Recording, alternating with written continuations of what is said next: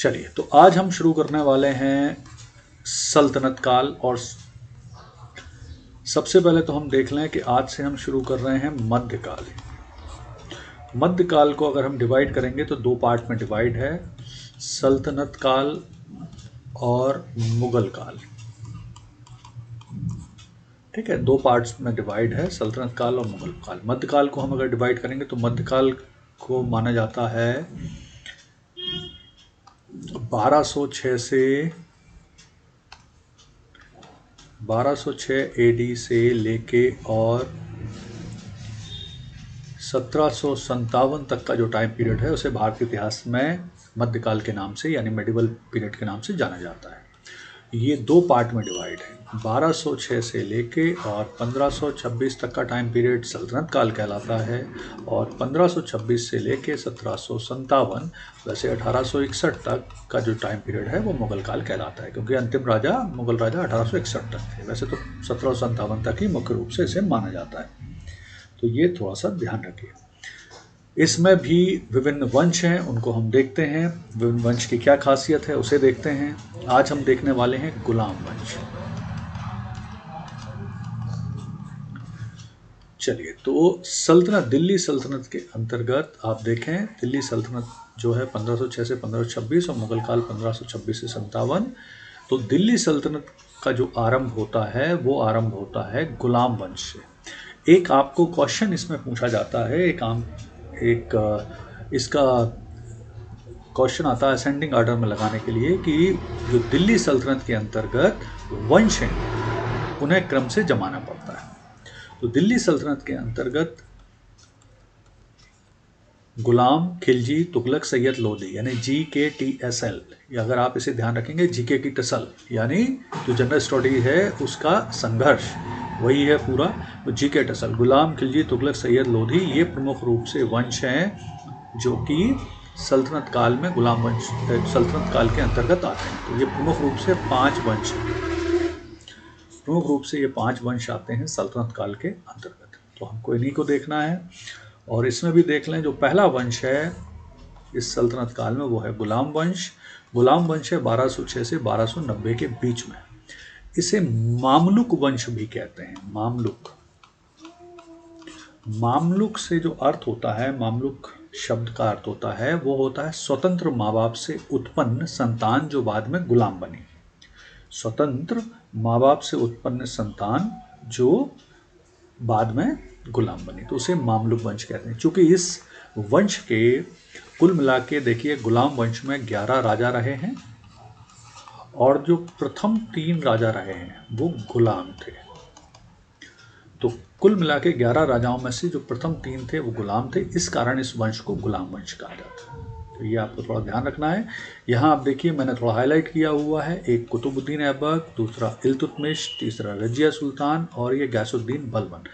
तो 11 सुल्तान में से सारे इंपॉर्टेंट नहीं हैं, सिर्फ कुतुबुद्दीन ऐबक, इल्तुतमिश, रजिया सुल्तान और बलबन यही थोड़े से इंपॉर्टेंट हैं। तो इन्हीं को हमें पढ़ना है, इन्हीं को हम देखेंगे। ठीक है, तो इस वंश का जो संस्थापक है, वैसे तो जो संस्थापक हैं उनसे स्टार्ट करते हैं गुलाम वंश के। तो कुतुबुद्दीन ऐबक इस वंश के संस्थापक हैं। 1206 से लेकर 1210 के बीच में कुतुबुद्दीन ऐबक हैं। अच्छा, कुतुबुद्दीन ऐबक कौन थे तो थोड़ा सा पहले उसका बैकग्राउंड देख लेते हैं, थोड़ा बैकग्राउंड पे चलते हैं। तो बैकग्राउंड ये है कि मोहम्मद गौरी के प्रमुख रूप से कुछ गुलाम सेनापति थे। कौन थे? गुलाम सेनापति। तो वो अलग अलग हम थोड़ा सा देख लेते हैं क्योंकि उससे बारे में क्वेश्चन आता है। तो एक पहला सेनापति है कुतुबुद्दीन ऐबक, ये पहला गुलाम सेनापति है। दूसरा इंपॉर्टेंट गुलाम सेनापति है बख्तियार खिलजी। तीसरा गुलाम जो सेनापति है वो इनका है कुबाचा। और चौथा जो गुलाम सेनापति है वो है यालदौच। तो ये प्रमुख रूप से गुलाम सेनापति थे जिन्होंने मोहम्मद गौरी को हेल्प की भारत में अपने साम्राज्य विस्तार में। तो अब कौन सा गुलाम सेनापति ने किस क्षेत्र में विजय में सहयोग दिया उसे देखते हैं। तो जैसे कुतुबुद्दीन ऐबक ने प्रमुख रूप से उत्तर भारत विजय में सहयोग दिया। उत्तर भारत में कौन सा प्रमुख क्षेत्र? अजमेर, दिल्ली और ग्वालियर। इस क्षेत्र की विजय का श्रेय जो जाता है वो प्रमुख रूप से कुतुबुद्दीन ऐबक को जाता है। दूसरा जो इसका इम्पोर्टेंट सेनापति था बख्तियार खिलजी, इसे जाता है विजय का श्रेय बंगाल, बिहार। इस दोनों क्षेत्र की विजय का जो श्रेय है वो जाता है बख्तियार खिलजी को। तो इससे जुड़ा हुआ एक क्वेश्चन है जो फिक्स है, जो आता है, वो है नालंदा विश्वविद्यालय को बख्तियार खिलजी ने नष्ट कर दिया था और उसमें आग लगा दी थी। तो ये क्वेश्चन बहुत पूछा जाता है, किस व्यक्ति ने नालंदा विश्वविद्यालय को नष्ट करके उसमें आग लगाई थी। फिर तीसरा है कुबाचा को बेसिकली श्रेय जाता है सिंध और मुल्तान विजय का। सिंध और मुल्तान क्षेत्र में जो विजय थी वो प्राप्त की थी मोहम्मद गौरी के गुलाम सेनापति कुबाचा ने। और यालदौच जो है वो प्रमुख रूप से लास्ट में शासन करता है गजनी पर, अफगानिस्तान। तो ये तो हो गए बेसिक चीज़ें, यानी मोहम्मद गौरी के जो गुलाम सेनापति थे उन्होंने मोहम्मद गौरी को इन विभिन्न क्षेत्रों में जीतने में भी मदद करी, और बाद में फिर जब मोहम्मद गौरी की मृत्यु हो जाती है तो वो इस क्षेत्र में अपना शासन स्थापित कर लेते हैं। अब आप देखिए, जब इनका शासन स्थापित हो गया तो नेचुरल है अब इनके बीच में भी लड़ाइयाँ होंगी, निश्चित तौर पर है, क्योंकि सभी गुलाम हैं, सभी इक्वल हैं। तो जब सभी इक्वल हैं तो वो आपस में निश्चित है उन पर लड़ाइयाँ होंगी। तो ये भी कुतुबुद्दीन ऐबक की एक प्रारंभिक समस्या थी। कुतुबुद्दीन ऐबक की प्रारंभिक समस्याओं में से एक ये समस्या भी थी कि उन्हें अपने जो समकालीन गुलाम सेनापति थे मोहम्मद गौरी के, उनसे भी निपटना था। तो कैसे निपटा उसने? तो उससे निपटने के लिए कुतुबुद्दीन ऐबक ने प्रमुख रूप से पहले तो वैवाहिक नीति का सहारा लिया। ठीक है, तो उसने क्या किया? कुतुबुद्दीन ऐबक ने स्वयं का विवाह किया कुतुबुद्दीन ऐबक ने यालदौज की पुत्री से स्वयं का विवाह कर दिया, पहला काम किया। दूसरा, जो कुबाचा थे, कुतुबुद्दीन ऐबक ने अपनी बहन का विवाह किया कुबाचा के साथ। ठीक है, तो इस तरह से इन दोनों, ये प्रमुख जो उसके प्रतिद्वंदी थे, उससे उसने वैवाहिक संबंध बनाए और स्थायित्व प्रदान किया अपने उसको। हालांकि बाद में फिर इनके साथ भी युद्ध करने पड़े थे, लेकिन फिर भी जैसे यालदौज के साथ बाद में फिर उसे युद्ध करना पड़ा और उसने काफ़ी गजनी को घेर के रखा 40 दिन तक, फिर बाद में ये शांत हुए। तो इस तरह से परेशानी हुई। कुबाचा को भी बाद में फिर इल्तुतमिश ने हराया था। तो ये सब परेशानियाँ हुई। तो बेसिक चीज़ों को ध्यान रखिए। यहाँ से हमारा गुलाम वंश है। गुलाम वंश में जो संस्थापक हैं वो हैं कुतुबुद्दीन ऐबक, और कुतुबुद्दीन ऐबक के सामने प्रारंभिक चुनौतियाँ थीं, उसका सामना उसने वैवाहिक संबंधों के आधार पर फिलहाल तो कर लिया था। अब देखते हैं इससे क्या क्वेश्चन आते हैं। तो क्वेश्चन प्रमुख रूप से ये इनसे जुड़े हुए जो कुतुबुद्दीन ऐबक से हैं वो कुछ फिक्स से क्वेश्चन हैं। तो कुतुबुद्दीन ऐबक से जो प्रारंभ में क्वेश्चन आएगा वो क्वेश्चन आता है कि भारत में पहली मस्जिद का निर्माण किसने कराया। एक तो क्वेश्चन आता है 2.5 दिन का झोपड़ा जो अजमेर में बनवाया गया वो किसने बनवाया। तो अजमेर का 2.5 दिन का झोपड़ा भी कुतुबुद्दीन ऐबक ने बनवाया। दूसरा, भारत की पहली मस्जिद है कुब्बतुल इस्लाम मस्जिद, ये दिल्ली में है। कुब्बतुल इस्लाम मस्जिद और ये 2.5 दिन का झोपड़ा, ये दोनों कुतुबुद्दीन ऐबक ने बनवाए। 2.5 दिन का झोपड़ा भारत में बनवाई गई पहली मस्जिद है, लेकिन ये मस्जिद नहीं बनवाई थी, इसे कन्वर्ट किया गया था। विग्रहराज वीसलदेव नाम के राजा ने यहाँ एक संस्कृत स्कूल बनवाया था, तो उसे 2.5 दिन के अंदर, इसीलिए इसका नाम पड़ा 2.5 दिन का झोपड़ा, कि 2.5 दिन के अंदर कुतुबुद्दीन ऐबक ने उसे कन्वर्ट कर दिया था मस्जिद में।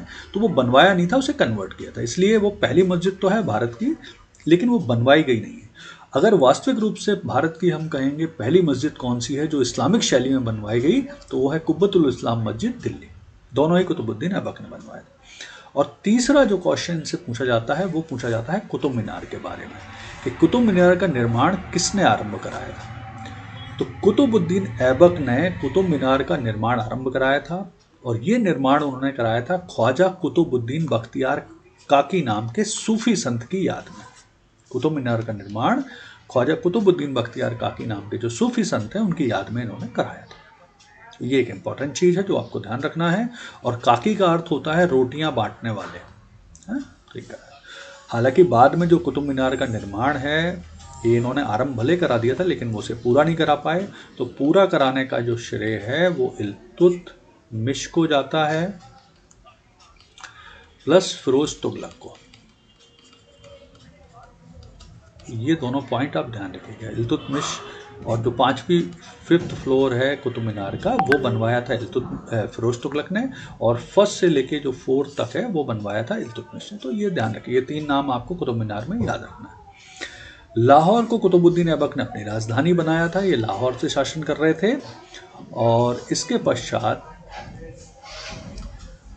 इन्होंने अपनी जो पुत्री का विवाह है वो अपने एक दास इल्तुतमिश से कर दिया था। और 1210 में लाहौर में चौगान खेलते हुए, चौगान का अर्थ होता है हॉर्स पोलो यानी पोलो, चौगान का अर्थ होता है पोलो। तो ये पोलो खेलते हुए इनकी डेथ हो गई थी। हॉर्स पोलो खेलते हुए इनकी डेथ हो गई थी और इनके बाद इनका पुत्र आराम शाह सुल्तान बना। बाद में इल्तुतमिश ने उसे पराजित करके मार दिया और खुद सुल्तान बन गया। तो देखिए बहुत ज़्यादा इनका लंबा समय नहीं रहा है, छोटा सा समय रहा है। और इनकी एक उपाधि भी थी, वो उपाधि थी लाख बख्श। एक लाख बख्श नामक उपाधि थी। इनके काइंडनेस के कारण, इनकी दयालुता के कारण, इनके दानवीरता के कारण इन्हें लाख बख्श भी कहते थे। तो ये छोटा सा इनका शासन था, बहुत ज़्यादा शासन इनका रहा नहीं। फिर दूसरा इंपॉर्टेंट जो राजा आया वो आया इल्तुतमिश। 1210 से 1236 के बीच में इल्तुतमिश आया।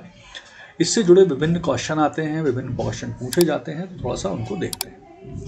प्रमुख रूप से इनके शासनकाल को 3 पार्ट्स में डिवाइड किया जाता है। 1210 से 1220 तक विरोधियों का दमन, 1221 से 29 तक मंगोल आक्रमणकारियों के खतरे का सामना किया और 1229 से 39 तक 36 तक इन्होंने सुदृढ़ीकरण का प्रयास किया। 36 तक सुदृढ़ीकरण का प्रयास किया। और एक और शुरुआती काम इन्होंने किया था। कुतुबुद्दीन ऐबक के समय जो राजधानी थी गुलाम वंश की वो लाहौर थी, तो उसे शिफ्ट किया था दिल्ली इन्होंने, ठीक है। और पहला इंपॉर्टेंट काम इन्होंने किया था, 40 गुलाम सरदारों का एक दल बनाया, एक संगठन बनाया जिसे नाम दिया तुर्कान चहलगानी। इसे गुलाम चालीसा भी बोलते हैं, गुलाम चालीसा। इसे द 40 भी बोलते हैं, इंग्लिश में से द 40 बोलते हैं। गुलाम चालीसा, तुर्कान चहलगानी, इसका गठन किया। इनका काम था प्रमुख रूप से राजा को विभिन्न मामलों में सलाह देना। और इससे क्या हुआ कि इनकी प्रतिष्ठा भी, इन गुलाम सरदारों को भी थोड़ा सा बराबरी का अधिकार मिल गया। तो इस बराबरी के अधिकार मिलने के कारण ये जो गुलाम सरदार थे ये खुश भी हो गए और इन्होंने फिर इनको सपोर्ट किया। तो पहला इंपॉर्टेंट जो काम है इल्तुतमिश का वो यही है कि गुलाम चालीसा की स्थापना की। दूसरा इंपॉर्टेंट इनका काम है, इन्होंने चांदी का टका और तांबे का जीतल नाम का सिक्का चलाया। ये काफ़ी पूछा जाता है, तांबे का टका और चांदी का टका और तांबे का जीतल इन्होंने चलाया, ये काफ़ी पूछा जाता है। फिर इसके बाद इन्होंने, इल्तुतमिश ने 1229 में बगदाद के खलीफा से अधिकार पत्र प्राप्त किया। किस चीज़ का अधिकार पत्र? किस चीज़ का अधिकार पत्र? शासन करने का अधिकार पत्र। देखिए क्या होता था कि जितना भी विश्व में मुसलमान राज्य होते थे विश्व के, उन्हें सभी को माना जाता था खलीफा के अंतर्गत। मतलब हेड कौन होते थे? इस्लामिक वर्ल्ड के हेड कौन होते थे स्पिरिचुअल? वो खलीफा होते थे। तो जितने भी विश्व में मुसलमानों के राज्य होते थे वो सभी को माना जाता था वो इनके ही अंतर्गत हैं, इनके ही। तो हर सुल्तान को परमिशन लेना पड़ती थी, संकेतात्मक परमिशन होती थी हालांकि ये सुल्तान से, कि भैया हम आपके नाम से शासन कर रहे हैं। तो ये पहले सुल्तान हैं जिन्होंने ये परमिशन प्राप्त की। तो ये थोड़ा सा ध्यान रखिएगा, ये एक इम्पॉर्टेंट चीज़ है जो आपको ध्यान रखना है। तो ये ऐसे पहले राजा हैं सल्तनत काल के जिन्होंने परमिशन प्राप्त की। ठीक है, कुतुब मीनार का निर्माण पूरा कराया। फिरोज तुगलक ने भी 5वीं मंजिल बनवाई थी। फिर इनका यालदौज के साथ युद्ध हुआ। 1215 में इल्तुतमिश का यालदौज के साथ युद्ध हुआ। इस युद्ध का नाम है तराइन का तृतीय युद्ध। तराइन का तृतीय युद्ध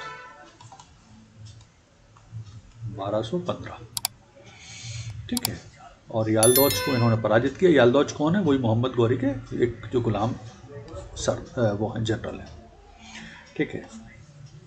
फिर कुबाचा से भी इन्होंने युद्ध किया।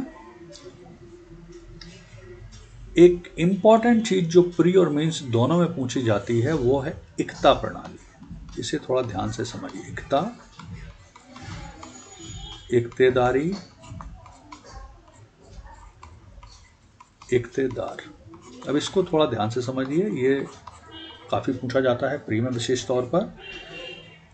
चलिए, तो इक्ता प्रणाली क्या है, तो इसे थोड़ा सा समझें। इल्तुतमिश को श्रेय जाता है इक्ता प्रणाली को शुरू करने में। ये क्वेश्चन काफ़ी पूछा जाता है विशेष तौर पर प्री में। बहुत क्वेश्चन ये पूछते हैं। क्या है ये क्वेश्चन ये है कि इन्होंने वेतन के बदले कुछ इन्हें भूमि दी। वेतन के बदले जो इनके ऑफिसर्स थे, जो इनके राज्य के अधिकारी थे, उनको वेतन न देके उनको कुछ भूमि दी और उन्हें वहां का, उस भूमि का इक्तेदार नियुक्त किया। इन व्यक्ति का काम क्या था? उस क्षेत्र से, जिस क्षेत्र का इनको इक्तेदार बनाया गया था, उस क्षेत्र से वो लगान वसूल कर सकते थे, यानी टैक्स, रेवेन्यू टैक्स ले सकते थे। उस रेवेन्यू टैक्स का इस्तेमाल ये कैसे करेंगे कि वो एक हिस्सा खुद के लिए रख लेंगे, यानी ये एक तरह से उनकी सैलरी हो गई, वेतन हो गया। एक हिस्से में वो जो एक छोटी सी सेना रखेंगे, लोग रखेंगे जो रेवेन्यू कलेक्शन करता था, और बचा हुआ पूरा टैक्स वो किसको दे देंगे? राजा को। देखिए, तो ये एक प्रोसेस है। इसी को, इस सिस्टम को इक्तेदारी कहा गया। एक अधिकारियों को उन्होंने विभिन्न क्षेत्रों का इक्तेदार बनाया, यानी हेड बना दिया। वहाँ से वो कलेक्शन करने लगे पैसे का, और इस व्यवस्था से इनको काफ़ी मदद मिली अपना एक वफादार वर्ग बनाने में, क्योंकि जो इम्पोर्टेंट लोग थे, जब वो इक्तेदार बनते थे तो इनके लिए वफादार हो जाते थे, क्योंकि उनको लगता था कि इम्पोर्टेंट पोस्ट दी है इनको। तो इस तरह से। फिर इल्तुतमिश के दरबार में प्रसिद्ध इतिहासकार रहता था मिन्हाज उस सिराज। मिन्हाज उस सिराज रहता था, जिसने तबकाते नासिरी नाम की रचना की, जिससे सल्तनत काल का आरंभिक इतिहास पता चलता है। ठीक है, तो ये थोड़ा सा पॉइंट ध्यान रखिएगा, ये इंपॉर्टेंट पॉइंट है इल्तुतमिश से जुड़े हुए। फिर इल्तुतमिश के पश्चात रजिया सुल्तान शासिका बनी। तो रजिया सुल्तान से 1236 से 1240 तक रजिया सुल्तान शासिका रही। इनसे जुड़ा हुआ एक जो फिक्स सा क्वेश्चन है वो यही है कि भारत की पहली महिला सुल्तान कौन है, तो वो यही है रजिया सुल्तान। दूसरा, ये पहली सुल्तान थी, पहली ऐसी महिला सुल्तान थी सल्तनत काल में जिन्हें जनता ने, इनका भाई था रुकनुद्दीन फिरोज, उसे हटाकर रजिया को दिल्ली की गद्दी पे बिठाया, क्योंकि ये बहुत योग्य थी, बहुत अच्छी योग्यता थी इनके अंदर, एलिजिबल थी। तो इनके भाई इल्तुतमिश के एक पुत्र रुकनुद्दीन फिरोज को ना बनाकर जनता ने सपोर्ट किया रजिया को राजा बनने में। तो ये सल्तनत काल की पहली और अंतिम एकमात्र महिला सुल्तान रही हैं सल्तनत काल में। योग्य थी, लेकिन महिला होने के कारण इनको सहयोग नहीं मिल सका। विशेष तौर पर तुर्कान चहलगानी यानी गुलाम चालीसा का इनको बिल्कुल सहयोग नहीं मिला। वो इनके खिलाफ लगातार षड्यंत्र करते रहे इनकी महिला होने के कारण। तो फिर मुश्किल। और प्रैक्टिकल सी भी बात है, अगर आप देखेंगे तो जिस काल में महिलाएं पर्दा में रह रही हैं, उस काल में एक महिला अगर राजा बन के सामने आ जाए तो बहुत मुश्किल होगा वहाँ उस समय के सरदारों के लिए उसे झेल पाना। अच्छा, दूसरी परेशानी ये थी कि रजिया का, ऐसा कहा जाता है, एक अफ्रीकी गुलाम था उनका जिसका नाम था मालिक याकूत, है ना। एक मालिक याकूत नाम का एक गुलाम था इनका अफ्रीकी। इसको इन्होंने बना दिया था रजिया ने अमीर आखूर। अमीर आखूर मीन्स होता है head of the horse department. ये एक इंपॉर्टेंट पोस्ट होती थी। तो इससे बाकी लोग नाराज हो गए कि यार एक बाहरी गुलाम को इन्होंने इतनी इंपॉर्टेंट पोस्ट दी थी। हालांकि उसका रीज़न ये कहा जाता है कि इनका शायद उससे के साथ अफेयर था, इनका उसके साथ अफेयर चलता था। एक फिल्म आई थी बहुत पहले, रजिया सुल्तान नाम से, जिसमें धर्मेंद्र और हेमा मालिनी ने काम किया हुआ था। तो उसमें धर्मेंद्र यही जमालुद्दीन याकूत बने हुए थे और हेमा मालिनी रजिया सुल्तान थी। ठीक है, खैर वो एक अलग पार्ट है। फिर इसके बाद परेशानी ये हुई कि इनकी महिला होने के कारण इनके खिलाफ बहुत सारे जो गुलाम चालीसा है उसने सपोर्ट नहीं किया। दूसरी चीज़ इनके साथ रही कि लगातार इनको परेशानियों का सामना करते रहना पड़ा, और इसी परेशानियों में चलते एक भटिंडा के सिपह सलार थे अल्तुनिया, उन्होंने इनके खिलाफ विद्रोह किया। ये उसे विद्रोह को दबाने गई तो हार गई अल्तुनिया से। हारने के पश्चात उन्होंने यहाँ जब वो दबाने गई थी विद्रोह को, तो अल्तुनिया ने उन्हें हरा दिया था। यहाँ उनके एक भाई हैं बैराम शाह, उन्होंने दिल्ली पे कब्जा कर लिया था। तो अब वहाँ वो हार चुकी हैं, यहाँ उनके भाई ने कब्जा कर लिया। तो फिर उन्होंने अल्तुनिया के साथ एक समझौता किया रजिया ने, और उनके साथ शादी कर ली और वापस दिल्ली पे कब्जा करने का प्रयास किया। लेकिन इसी प्रयास में वो जब दिल्ली की ओर बढ़ रही थी तो पंजाब में एक स्थान है कैथल, तो कैथल में इनकी हत्या कुछ डाकुओं ने कर दी थी, इन दोनों की, अल्तुनिया और रजिया की। तो इस तरह से इनका 4 साल का बहुत छोटा सा शासन है, लेकिन ये योग्य महिलाएं थी। अगर इनको और समय मिलता तो निश्चित तौर पर भारतीय इतिहास अलग तरह का होता। तो इससे बस बेसिक चीज़ों को ध्यान रखिए, इसमें खास चीज़ कुछ नहीं है, इतना सा है इनका शासनकाल। और पहला इकलौता जो क्वेश्चन है वो यही आता है कि पहली महिला सुल्तान। फिर इसके बाद जो इम्पोर्टेंट राजा है, कुछ और उनके पुत्र बने, रजिया के भाई इल्तुतमिश के कुछ और पुत्र भी बने, लेकिन फिर उसमें इम्पोर्टेंट पुत्र है नसरुद्दीन महमूद, ये बने राजा रजिया के बाद 1246। क्योंकि 1240 से 46 के बीच में और एक दो बने, लेकिन वो उतने काम के नहीं है। बहराम शाह वगैरह बने, लेकिन वो काम के हैं नहीं। फिर नसरुद्दीन महमूद शाह, ये भी इतने काम के नहीं हैं। इनके समय क्या हुआ था, इनका एक मंत्री था बलबन, तो ये बहुत ही योग्य एक सरदार था। तो इसने सारी शक्ति धीरे धीरे अपने हाथ में कंट्रोल करना शुरू करी, और अपनी पुत्री का विवाह, इस बलबन ने अपनी पुत्री का विवाह नसरुद्दीन महमूद के साथ कर दिया, और धीरे धीरे राजकाज का पूरा कंट्रोल अपने हाथ में लेने लगा। नसरुद्दीन महमूद ने बलबन को उलुग खां की उपाधि दी। उलुग वर्ड का अर्थ होता है श्रेष्ठ, बेस्ट, तो उलुग खां की उपाधि दी। ठीक है, और धीरे धीरे इन्होंने अपना कब्जा प्रशासन पे कर लिया। और नसरुद्दीन महमूद बहुत ही सीधा संत टाइप का राजा था, और उसका अधिकांश समय टोपियाँ सिलते हुए और बीतता था, मतलब धार्मिक किस्म का राजा था। ज़्यादा इसका कोई रोल है नहीं खास। फिर सीधे आए बलबन पर। तो बलबन ये तीसरा इम्पॉर्टेंट राजा है सल्तनत काल का। 1265 से 1287 के बीच में बलबन का शासन रहा। गुलाम वंश का ये एक कुतुबुद्दीन ऐबक इल्तुतमिश के बाद ये तीसरा बहुत ही इम्पोर्टेंट राजा है। तो इसे देखें, बलबन दिल्ली का पहला सुल्तान था जिसने सुल्तान के पद और अधिकारों के बारे में विस्तृत रूप से अपने विचार प्रकट किए। क्यों प्रकट किए, वजह समझिए। देखिए, 1240 से 1200 लगभग 65 के बीच में, 1265 के बीच में आप देख रहे हैं कि 20-25 साल, ये 20-25 साल में क्या हो रहा है, जनता देख रही थी, सरदार देख रहे थे कि भैया जिसकी लाठी उसकी भैंस।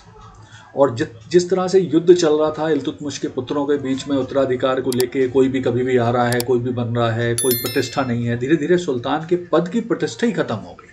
तो उसे लगा यार ये तो लोग अब सम्मान ही नहीं कर रहे हैं सुल्तान के पद का, ना उसकी प्रतिष्ठा कुछ रह गई है।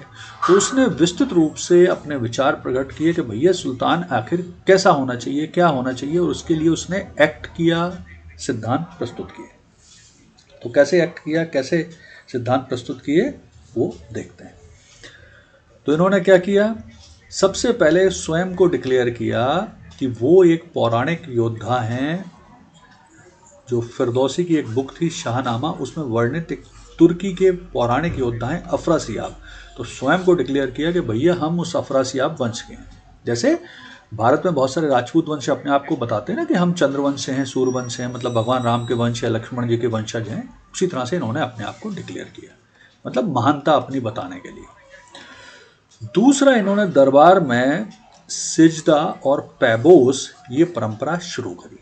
सिजदा पैबोस क्या होता है? सिजदा होता है घुटनों के बल बैठना, भगवान के सामने सिजदा किया जाता है तो घुटनों के बल बैठना ईश्वर सुल्तान के सामने, और पैबोस होता है उनके बिल्कुल कमर से झुकना और उनका चरण चुंबन करना, मतलब बिल्कुल उनके पैरों के पास अपना हाथ ले जाना और वापस उसे चूमना। तो सिजदा और पैबोस की प्रथा शुरू इन्होंने कराई, सिजदा पैबोस प्रथा।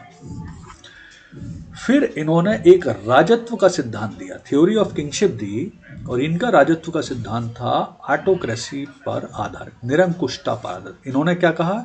इन्होंने कहा कि ईश्वर का पद, जो सुल्तान का पद है वो ईश्वर के द्वारा दिया गया है, यानी जो सुल्तान है वो कोई भी व्यक्ति नहीं बन सकता, वही व्यक्ति बन सकता है जिसे ईश्वर चुनता है उस पद के लिए। यानी ईश्वर का पद एक तरह से समकालीन है, मतलब समकालीन समानांतर है ईश्वर के, और वो उसे चुन के भेज रहा है। इसलिए सुल्तान का निरंकुश यानी ऑटोक्रेटिक होना आवश्यक है, ये उन्होंने कहा।